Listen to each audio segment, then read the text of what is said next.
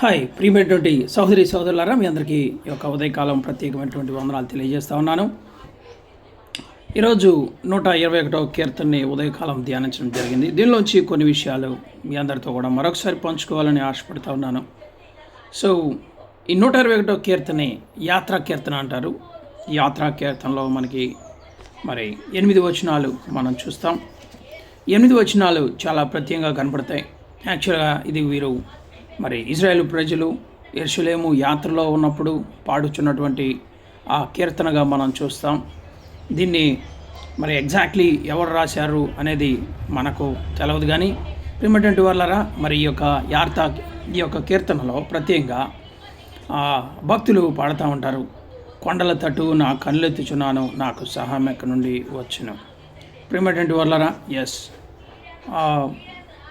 I lift up my eyes, I will lift అంటలేదు, నా కన్నులు ఎత్తి ఉన్నాను, నాకు ఎక్కడి నుండి సహాయం దొరుకును. యూజువల్గా దేవుడే కానీ ఈ యొక్క సర్వ సృష్టిని సృజించి ఉన్నట్లయితే ఆయన యొక్క చేతిలో యొక్క భూమి, ఆకాశము, అలాగే సృష్టింపబడినటువంటి ప్రతి శక్తి, ప్రతి జ్ఞానము, సమస్తమైనటువంటి మహిమ ఆయన యొద్దనే ఉన్నవి, ఆయన ద్వారానే ఉన్నాయి. ఓకే, సో ఒకవేళ మనము సృష్టి వైపు, లోకం వైపు, కోర్స్ కొండలు అనగా మనం చూస్తున్నప్పుడు ఈ లోకం లేదా మన ముందు కనపడుతున్నాడు ఒక పెద్ద ప్రాబ్లం. అయితే ఇక్కడ భక్తుడు అంటా ఉన్నాడు, కొండలు కాదు, కొండల పైన కొండలు సృజించినటువంటి ఆయన గురించి ఆలోచిస్తూ ఉన్నాడు. ప్రియమైనటువంటి వాళ్ళరా, యూజువల్గా లోకము అనగా ఇది సాతాను కాపురం ఉన్న లోకము అన్నట్లుగా మనము తెలుసుకుంటూ ఉంటాం. ప్రకటన గ్రంథం 2వ అధ్యాయం 8వ వచనం అనుకుంటా, అక్కడ మనం చూస్తాం. కానీ ప్రియమైనటువంటి వాళ్ళ సాతాను కాపురం ఉన్నటువంటి ఈ స్థలంలో ఇది దేవుని ద్వారా చేయబడిందనే విషయాన్ని మనం మరొకసారి గుర్తు చేసుకోవాలి. It's a God's created world. The universe is created by God, right? So అయితే ఇక్కడ మనము దేవుని ఆధిపత్యం ఉందని గ్రహించుకోవాలి. సో అందుకని మనం దేవుని మీద విశ్వాసం ఉంచాలి. అందుకని ఇతను అంటా ఉన్నాడు, my father creation is before me, నా యొక్క తండ్రి యొక్క సృష్టి నా ముందు ఉన్నది, నా యొక్క దేవుని యొక్క నా తండ్రి సృజించిన సృష్టి నా ముందున్నది, నేను భయపడాల్సిన అవసరం లేదు. రైట్, ఒకవేళ మీరు కూడా దేని గురించి అయినా ఈ ఉదయకాలంలో భయపడతా ఉన్నట్లయితే నా తండ్రి సృజించబడినటువంటి సృష్టి నాకు ముందు ఉన్నది, నేను భయపడాల్సిన అవసరం లేదు. రెండోదిగా మనం చూస్తూ ఉన్నప్పుడు 3వ వచనం నుంచి మనం చూసినప్పుడు, ఆయన నీ పాదం తొట్టిల్లేనుడు, నిన్ను కాపాడువాడు కొనకడు నిద్రపోడు, ఇజ్రాయేల్ని కాపాడువాడు కొనకడు నిద్రపోడు అని వ్రాయబడి ఉంది. ప్రియమైనటువంటి వారు, that means your father eyes are upon you. ఇంకా చెప్పాలండి, my father eyes are upon me, నా తండ్రి కన్నులు నా మీద ఉన్నవి, నా తండ్రి కన్నులు నా మీద ఉన్నాయి. ఆయన నన్ను చూస్తున్నాడు, నన్ను కాపాడుతున్నాడు, నన్ను భద్రపరుస్తూ ఉన్నాడు అని మనం ఈ యొక్క వాక్యాన్ని బట్టి అర్థం చేసుకోవచ్చు. ఐ కెనాట్ మూవ్, నేను కదల్చబడను, ఎందుకంటే నా దేవుని యొక్క కన్నులు నా మీద ఉన్నాయి. చూసారా ప్రియమైనటువంటి వాళ్ళరా, యూజువల్గా we will used to go sleep for nearly 6 to 8 hours, right, every day.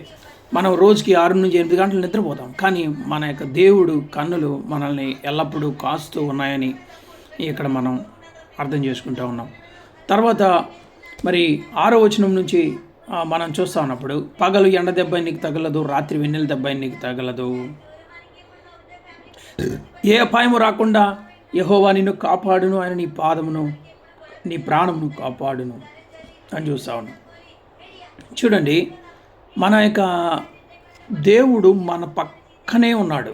So my father is beside మీ. ఒక చిన్న కుమారుడు తన తండ్రితో ఉన్నప్పుడు నాకు భయం వేస్తుంది అని చెప్పలేడు. ప్రియమైనటువంటి వాళ్ళ, my father is besides me, I'm not nothing to fear. దేవుడు మనకిచ్చినటువంటి ఆ రక్షణ, ఆ కాపుదల, ఆ యొక్క సహాయము, ఆ ఇంటిమేట్, ఆ సంబంధం అటువంటిది my God's presence is beside me. నా దేవుడు నా పక్షంలో నాతోనే ఉన్నాడు.